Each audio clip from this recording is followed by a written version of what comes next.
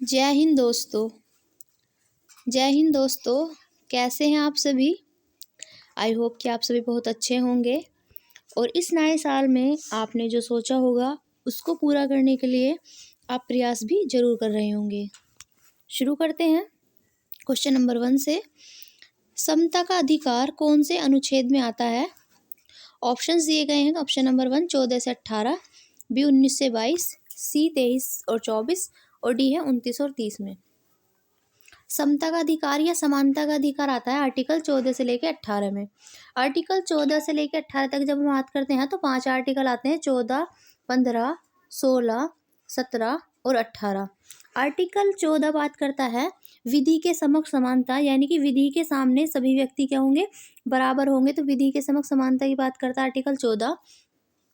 Article 15 बताता है हमें कि किसी भी व्यक्ति के साथ उसके जन्म स्थान, उसके लिंग, उसके धर्म, उसकी जाति को लेकर कोई भी भेदभाव नहीं किया जाएगा। आर्टिकल 16 अवसर की समानता की बात करता है कि व्यक्ति को सभी को समान अवसर दिए जाएंगे। और इसी के साथ आर्टिकल 17 की हम बात करें तो आर्टिकल 17 में अस्पृश्यता का अंत किया गया है और आर्टिकल 18 में उपाधियों का अंत किया गया है। ठीक है, तो आर्टिकल 18 में जो इतनी उपाधियाँ दी जाती थी उन सब का अंत कर दिया गया है। लेकिन जो शिक्षा संबंधी उपाधियाँ हुआ करती थी वो आज भी जारी ही हैं। जैसे कि अगर कोई डॉक्टर बनता है, इंजीनियर बनता है तो वो अपनी उपाधि को लगा सकता है। उसके अलावा जो बाकी सारी उपाधियाँ थी उन सब का क्या कर दिया गया है, उन्मूलन कर दिया गया है। क्वेश्चन नंबर 2, संघ की कार्यपालिका का प्रधान कौन होता है?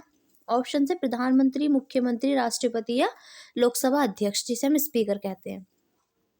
तो संघ की कार्यपालिका का प्रधान होता है हमारा राष्ट्रपति, यानी कि प्रेसिडेंट। तो राष्ट्रपति संघ की कार्यपालिका का प्रधान होता है। वहीं लोकसभा का जो अध्यक्ष होता है उसे हम स्पीकर कहते हैं। लोकसभा के अध्यक्ष को क्या कहते हैं? स्पीकर कहते हैं। और ये जो संघ की कार्यपालिका का प्रधान, अगर हम केंद्र में बात करेंगे तो राष्ट्रपति सही जवाब होगा। लेकिन अगर राज्य की कार्यपालिका की हम बात करें तो राज्य की कार्यपालिका में जो संघ का प्रधान होता है वो राज्य की कार्यपालिका का जो प्रधान होता है वो राज्यपाल होता है। तो राज्य की जो कार्यपालिका का प्रधान कौन होगा? वो होगा हमारा राज्यपाल। क्लियर है? चलिए next question. Periplus of the Erythraean Sea पुस्तक के लेखक कौन है? ऑप्शन है William H Schoff, Herodotus, Megasthenes या टॉलमी। तो यहाँ पर जो Periplus of the Erythraean Sea ये पुस्तक है, अब से कुछ टाइम पहले तक इसके जो लेखक हैं वो अज्ञात थे। ये नहीं पता था कि ये पुस्तक किसने लिखी है। लेकिन अब इस पुस्तक के लेखक जो माना जाता है वो है विलियम एच शॉफ। कौन है? William H शॉफ। क्या है यहाँ पर इसके? चलिए आज हम कलर चेंज कर लेते हैं इसका ना। चलिए, तो कौन है? विलियम एच शॉफ क्या है? इसके लेखक हैं। हेरोडोट्स की अगर हम बात करें तो इनको इतिहास का पिता कहा जाता है, फादर ऑफ हिस्ट्री। किसको कहा जाता है? तो फादर ऑफ हिस्ट्री कहा जाता है हेरोडोट्स को। और वहीं यहाँ पर बात की जाए अगर मैगस्थनीज की, तो इनकी एक बुक है इंडिका, बहुत ज़्यादा फेमस, और वो कितनी ही बार पूछी जा चुकी है। तो इंडिका किसने लिखी थी? तो इंडिका मैगस्थनीज के द्वारा लिखी गई है और इसमें मौर्य वंश के बारे में वर्णन किया गया है। नेक्स्ट है गुलरुखी शीर्षक से फारसी में कविता लिखने वाला सुल्तान कौन था? तो गुलरुखी अपना नाम बदलकर गुलरुखी के नाम से कविता लिखने वाला फारसी में जो सुल्तान था उसका नाम है सिकंदर लोदी। क्या नाम है भाई? सिकंदर लोदी। तो सिकंदर लोदी गुलरुखी के नाम से क्या करता था? वो अपनी फारसी में कविताएं लिखता था। वहीं अगर बात की जाए लोदी वंश के संस्थापक की, तो लोदी वंश का संस्थापक हुआ करता था बहलोल लोदी। और बलबन जो था ये वो व्यक्ति था जिसने लौह और रक्त की नीति अपनाई थी। लौह एवं रक्त की नीति अपनाने वाला व्यक्ति कौन था? तो बलबन था। और इसी के साथ साथ दल चालीसा को खत्म करने वाला भी बलबन ही था। और बलबन बहुत ही कठोरता से अपनी नीतियों को लागू करने के लिए भी जाना जाता है। नेक्स्ट देखेंगे क्वेश्चन नंबर 5। रविंद्रनाथ टैगोर को गुरुदेव की उपाधि किसने दी? सुभाष चंद्र बोस, एडोल्फ हिटलर, महाराजा खेतड़ी या महात्मा गांधी। तो रविंद्रनाथ को गुरुदेव की उपाधि देने वाले थे महात्मा गांधी। जी हाँ, महात्मा गांधी जिन्हें राष्ट्रपिता के नाम से भी जाना जाता है।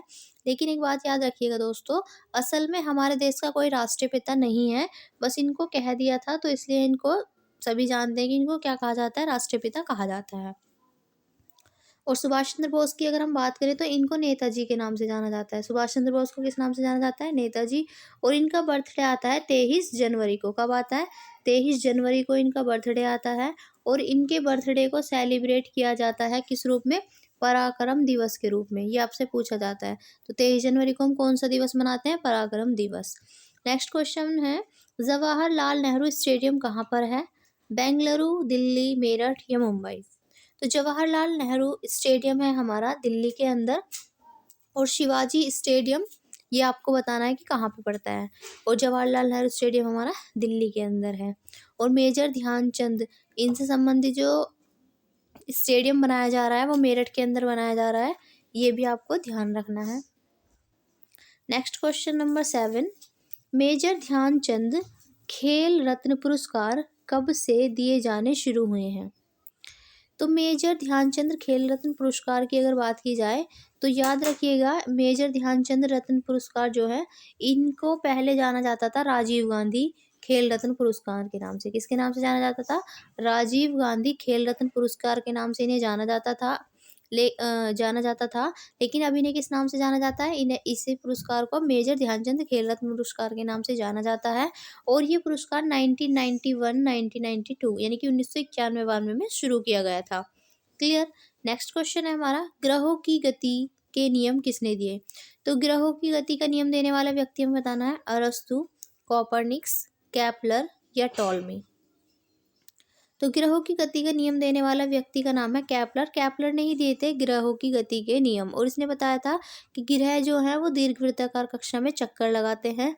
और कोपरनिकस की यहाँ पर बात की जाए तो कोपरनिकस ने एक बहुत फेमस सिद्धांत दिया था जिसका नाम है सूर्य केंद्रित सिद्धांत। कौन सा सिद्धांत दिया था? हेलिसेंट्रिक थ्योरी दी थी किसने? कोपरनिकस ने। तो यहाँ पर जो सूर्य केंद्रित सिद्धांत है, सूर्य केंद्रित सिद्धांत देने वाले व्यक्ति का नाम क्या है? सूर्य केंद्रित सिद्धांत देने वाले व्यक्ति का नाम है कोपरनिकस। और अरस्तु की यहाँ पर हम बात करें तो अरस्तु को जाना जाता है किसके रूप में? तो अरस्तु गुरु हुआ करते थे सिकंदर के। सिकंदर, ये वही सिकंदर, महान सिकंदर है जो पूरे विश्व का विश्व विजेता बनना चाहता था। तो विश्व विजेता बनने की चाह रखने वाले सिकंदर के गुरु हुआ करते थे अरस्तु। नेक्स्ट क्वेश्चन देखेंगे, क्वेश्चन नंबर 9, हुमायूं का मकबरा कहाँ स्थित है? दिल्ली, मुंबई, आगरा या कलकत्ता? तो हुमायूं का मकबरा स्थित है दिल्ली में।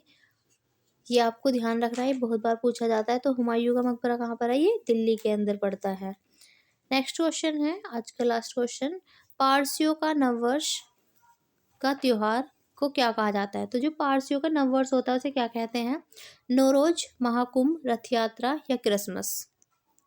तो जो पारसियों का नववर्ष होता है उसे कहते हैं नौरोज। क्या कहते हैं? नौरोज। तो नौरोज कौन मनाते हैं? पारसी अपने नववर्ष के रूप में मनाते हैं।